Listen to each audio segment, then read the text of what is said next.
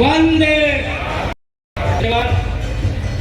ગુજરાત પ્રદેશ ભારતીય જનતા પાર્ટીએ જેમના ઉપર વિશ્વાસ મૂકીને ભારતીય જનતા પાર્ટીને વધુ મજબૂત બનાવવા માટે પદ નહીં પણ જવાબદારી આપી છે એવા નવનિયુક્ત પદાધિકારીઓના સન્માન સમારોહમાં ઉપસ્થિત આપણા ગુજરાત સરકારના આદિજાતિ વિભાગના માન્ય કેબિનેટ મંત્રી આદરણીય નરેશભાઈ પટેલ સાહેબ, જેમનું આજે સન્માન થઈ રહ્યું છે, જેમને ગુજરાત વિધાનસભાના અધ્યક્ષ પદ શોભાવ્યું છે. ગુજરાત સરકારમાં વર્ષો સુધી કેબિનેટ મંત્રી તરીકે રહી આદિવાસીઓને સેવા આપી છે એવા માંગરોળના ધારાસભ્ય, ગુજરાત પ્રદેશ આદિજાતિ મોરચાના નવનિયુક્ત પ્રમુખ તરીકે જેમની નિયુક્તિ થઈ જેવા ગણપતસિંહ વસાવા સાહેબ, આપ સૌને હું અભિનંદન આપું છું અને સૌને આવકારું છું. સાથે જ એવા અમારા છોટાઉદેપુર જિલ્લાનું ગૌરવ, જેમને અલગ અલગ વિસ્તારમાંથી ચૂંટાઈને 5 ટર્મ સુધી જિલ્લા પંચાયતના સભ્ય તરીકે સેવા આપી છે. છોટાઉદેપુર લોકસભાના પ્રથમ મહિલા સંસદ સભ્ય તરીકે પણ સેવા આપી છે એવા હાલ ગુજરાત પ્રદેશ ભારતીય જનતા પાર્ટીના ઉપપ્રમુખ તરીકેનું પદ શોભાવી રહ્યા છે એવા મારા મોટા બેન આદરણીય ગીતાબેન રાઠવાને પણ હું દિલથી અભિનંદન આપું છું.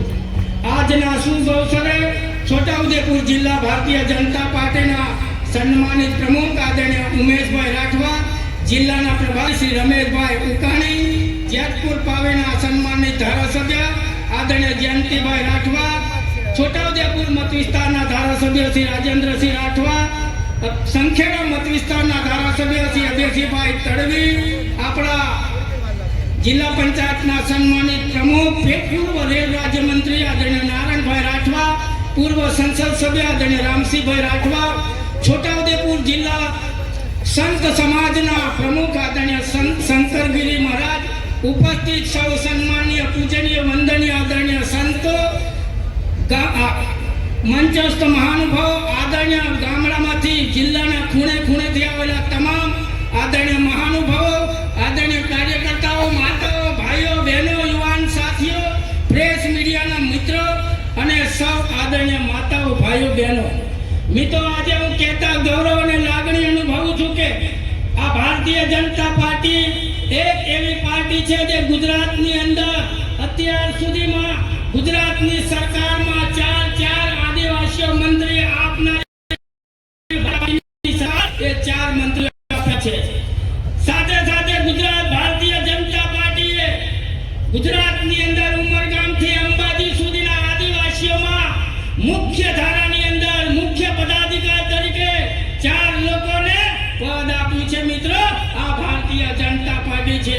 ગુજરાતના પનોતા પુત્ર અને દેશના યશસ્વી વડાપ્રધાન આદરણીય નરેન્દ્રભાઈ મોદી સાહેબ ગુજરાતના મુખ્યમંત્રી હતા અને હું કહેતા ગૌરવ સાથે કહું છું કે આપણા પ્રદેશના મોરચાના અધ્યક્ષ આદરણીય ગણપતસિંહ વસાવા સાહેબ તે વખતે આદિવાસી વિભાગના કેબિનેટ મંત્રી હતા.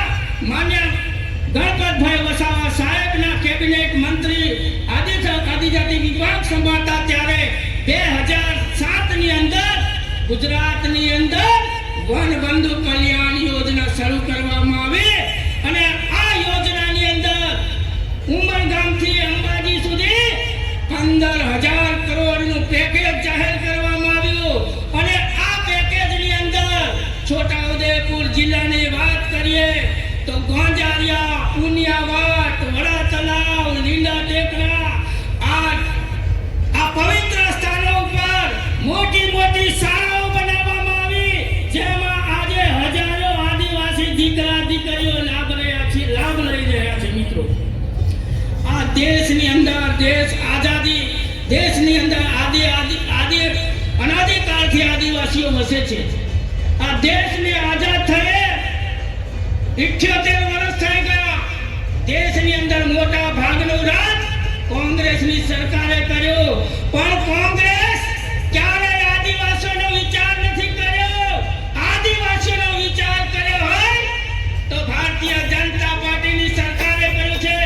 1999 ની અંદર કેન્દ્રની અંદર ભારતીય જનતા પાર્ટીની સરકાર આવી, અટલ બિહારી વાજપેયી દેશના વડાપ્રધાન બન્યા અને આદિવાસીઓનો અલગથી મંત્રાલય આપવાનું કામ કોણે કર્યું? તો ભારતીય જનતા પાર્ટીની સરકારે કર્યું છે. મિત્રો, તાળીઓથી વધાવો ભારતીય જનતા પાર્ટીની સરકારને.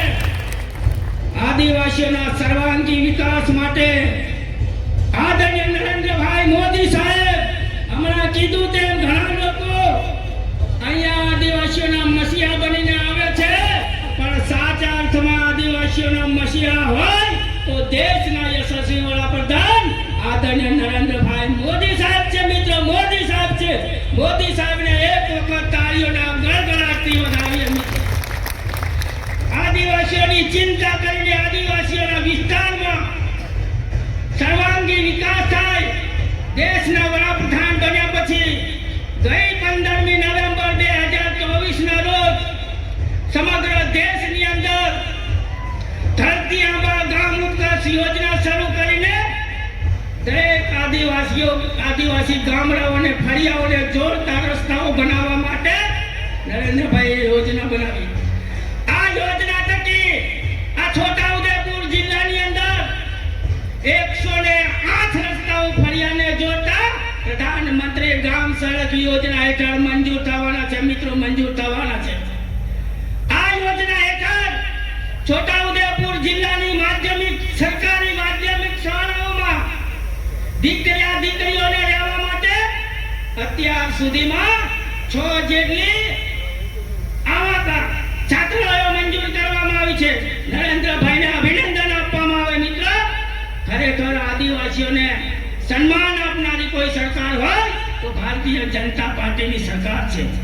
આ રાજ્યના માન્ય મુખ્યમંત્રી શ્રી ભૂપેન્દ્રભાઈ પટેલ સાહેબને અભિનંદન આપું છું કે એમણે પણ કમોસમી વરસાદના કારણે ગુજરાતની અંદર મોટા પ્રમાણમાં ખેતીમાં વ્યાપક પ્રમાણમાં નુકસાન થયું અને ઉદાર હાથે 10,000 કરોડ રૂપિયાનું પેકેજ આપી દીધો. અને છોટાઉદેપુર જિલ્લાની અંદર આ પેકેજમાંથી 75,000 કરતા વધારે ખેડૂતોને અને કુલ મળીને 250 કરોડ રૂપિયા જેટલી માતબર રકમ ખેડૂતોના ખાતામાં નખાઈ ગઈ છે.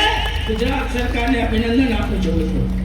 સાથે સાથે દેશના પ્રધાનમંત્રી નરેન્દ્રભાઈ મોદી સાહેબ અને દેશના રાષ્ટ્રીય અધ્યક્ષ આદરણીય